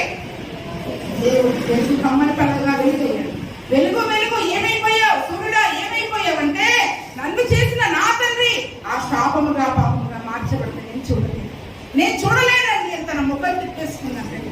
సర్వ సృష్టి ముఖం తిప్పేసుకున్నాడు. సర్వ సృష్టి ముఖం తిప్పేసుకుని చిమ్మ చీకటి, గాఢాంధకారం, మనం చీకటిలో ఉన్న మనల్ని ఆశ్చర్యకరమైన ఆయన వెలుగులను కల్పించడానికి ఆయన చీకటిలో ఉండి తండ్రి చేయి విడిచిపెట్టబడవలసి వచ్చింది. కాబట్టి మరి మనం ప్రార్థన చేయాలి. అయ్యా, ఇదిగో నా శాపం కొరకు నువ్వు తండ్రి చేతిని విడిచిపెట్ట, నా రోగముల కొరకు, నా వ్యసనముల కొరకు, నా పాపముల కొరకు ఆ తండ్రి చేతిని ఒక్క నిమిషం పాటు నువ్వు తండ్రి నీ చేతిని విడిచిపెట్టి నా చేతిని అందుకోవడానికి నువ్వు చూపిన ఆ యొక్క శిలువ త్యాగము మనం జ్ఞాపకం చేసుకుని ఆ త్యాగమును బట్టి నీకు వందనాలు ప్రభువా అని మనం ప్రభువును ప్రార్థించవలసిన వారమై ఉన్నాం. కాబట్టి ఏమంటున్నాడు? నా దేవా, నా దేవా. ఒక రకంగా చీకటి అనేది శిక్షకి గుర్తు. ఏంటండి? చీకటి శిక్షకి గుర్తు. ఆ నరకంలో ఏముంటుందండి? చీకటి ఉంటుంది. నరకంలో చీకటి ఉంటుంది. ఆ యేసు ప్రభు ఐగుప్తు మీదకి శాపాన్ని పంపించినప్పుడు 3 రోజులు కఠినమైన చీకటి. అంటే ఇప్పుడు మన శిక్ష ఆ ప్రదేశం అంతటా ఆ సమయంలో యేసు ప్రభు మాట పలికినప్పుడు అంతా చీకటిమయమైపోయింది. అంటే యేసు ప్రభు ఏం అనుభవిస్తున్నాడని ఆ సమయంలో మన శిక్షని ఆయన చీకటిలో అనుభవిస్తున్నాడు. మనం చీకటిలో అనుభవించాలి. అనుభవించవలసిన ఆ శిక్షని, ఆ పాపం అనే శిక్షని, శాపం అనే శిక్షని యేసు ప్రభు చీకటిలో అనుభవించి తండ్రి చేత చెయ్యి విడిచిపెట్టబడి మనల్ని దేవుడికి సమీపస్తులుగా, దగ్గరగా, సొత్తైన ప్రజలుగా దేవుడు చేసినట్లుగా మనం చూస్తా ఉన్నాం. కాబట్టి నా దేవా నన్నెందుకు నీ చేయి విడిచితి? ఆయన పాపిగా, శాపగ్రస్తునిగా, బలహీనునిగా, స్వరూపమైన సొగసైనతో లేనివాడుగా చేయబడినప్పుడు తన తండ్రి చూడలేకపోయాడండి కుమారుడు కదండి. స్వరూపమైన సొగసు, అయ్యో ఎంత సుందరుడైన నా కుమారుడు, నా ప్రియ కుమారుడు ఎంత సుందరంగా ఉండేవాడు, ఎంత మనోహరుడు, ఎంత శ్రేష్టనీయుడు, రక్తపు ముద్దగా మారిపోయాడు, పాపిగా మారిపోయాడు, ఈ ప్రజల వరకు శాపగ్రస్తునిగా మారిపోయాడు. ముఖము చూడలేకపోయాడు. ఒక నిమిషం చేయి విడిచిపెట్టి ఆ యొక్క సర్వలోక పాప పరిహారార్థమై యేసు ప్రభువుని ఈ లోకానికి పంపించాడో ఆ యొక్క కార్యమును, ఆ యొక్క సమయంలో, ఆ చీకటిలో శిక్షగా ఆ యేసు ప్రభు భరించడానికి, ఆ శిక్షను భరించడానికి తండ్రి అక్కడ అనుమతించాడు. ఆయన నలగొట్టడానికి యెహోవాకు ఇష్టమైందంటే. కాబట్టి మరి ఈ దినం మనం ప్రార్థన చేయాలి. అయ్యా నాయన, ఈ దినం మన చేయి విడిచిపెట్టలేరండి. ఎందుకు? ఆల్రెడీ యేసు ప్రభు వాళ్ళు ఏం చేశారు? విడిచిపెట్టబడిన మన చేతిని తండ్రికి అప్పగించారు. కాబట్టి ఇంకా సర్వకాలము యెహోవా మనల్ని విడిచిపెట్టారంట. ఇప్పుడు తండ్రి యేసయ్య మనం ఒక్క మాట అంటే ఆ యేసు ప్రభు ద్వారా తండ్రి దగ్గరికి వెళ్ళడానికి మనకి మార్గాన్ని సులభం చేశాడు. ఇంతకుముందు మన పాపాలు అడ్డుగా ఉన్నాయి. ఇప్పుడు పాపం అనే శిక్షని యేసు ప్రభు శిలువ మీద, ఆ చీకటిలో శిలువ మీద కొట్టి వేసేశాడు. కాబట్టి ఇప్పుడు ధైర్యంగా కృపాసనం దగ్గరికి వెళ్ళి తండ్రికి మనం విజ్ఞాపనం చేయడానికి మనకి గొప్ప ధన్యతను దేవుడు మనకు దయచేశాడు. మన పక్షంగా ఆయన విజ్ఞాపనం చేస్తూ ఉన్న గొప్ప విజ్ఞాపన కర్తయ్య ఉన్నాడు. కాబట్టి నా దేవా నన్నెందుకు చేయి విడిచావు అని 4వ మాటగా యేసు ప్రభు పలికిన మాట, నా శాపము కొరకే, నా దోషము కొరకే, నా వ్యసనముల కొరకే, నా అతిక్రమముల కొరకే, నాలో ఉన్న దుర్నీతిని నీతిగా మార్చడం కొరకే, నన్ను పరిశుద్ధిగా మార్చడం కొరకే, ఆ చీకటిలో నేను పడవలసిన చీకటి శిక్షను యేసు ప్రభు అనుభవించి తండ్రి చేత చెయ్యి విడవబడ్డాడు అని మనం గ్రహించి, అయ్యో దేవా నా కొరకు నువ్వు చెయ్యి విడవబడ్డాడు, నన్ను తండ్రి దగ్గర చేయడానికి నీ చెయ్యిని విడిచిపెట్టవుతుంది అని ప్రార్థన చేసుకున్నాం. అందరం కూడా కళ్ళు మూసుకొని ప్రార్థన చేసుకున్నాం.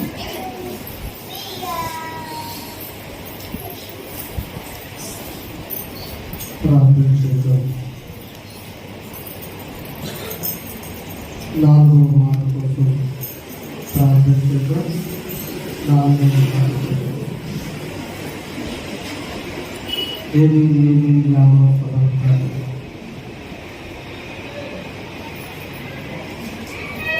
ఈ మాట కోసం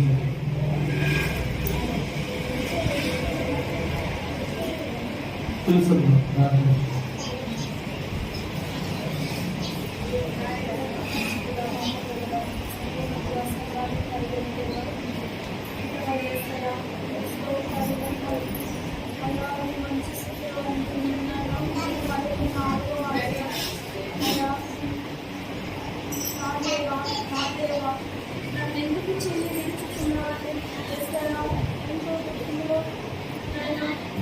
నేను మాట్లాడుచున్నాను ప్రభా. అలా మా చేతులన్నీ నాయన అలా మరి ఎక్కడకు మీరు విడవబడ్డారు వేస్తాయా, మా దోషములకే, మా పాపములకే నాయన వేస్తాయా, నాయన భరించున్నాయన అలా మీరు విడవబడ్డారు. యేసుక్రీస్తు బ్రహ్మ దయగల తండ్రి వేస్తాయా, మీకు స్తోత్రాలు చెల్లిస్తున్నాము తండ్రి. గొప్ప దేవుడా, ఎలా జీవించాలో నేర్పించండి నాయన. మీకు స్తోత్రములు తండ్రి. గొప్ప దేవుడా, మీకు స్తోత్రాలు నాయన. అయ్యా మీరు మాట్లాడి ఉన్నారు ప్రభు, మీకు స్తోత్రాలు తండ్రి. అయ్యా ఇది కూడా మమ్మల్ని పరిశుద్ధమని ప్రభు మీ బిడ్డలుగా జీవించుటకు సహాయం దయచేయమని, సమస్త మహిమ ఘనత ప్రభావం పొందుకోమని వేసే నామంలో ప్రార్థించి ప్రతిమారు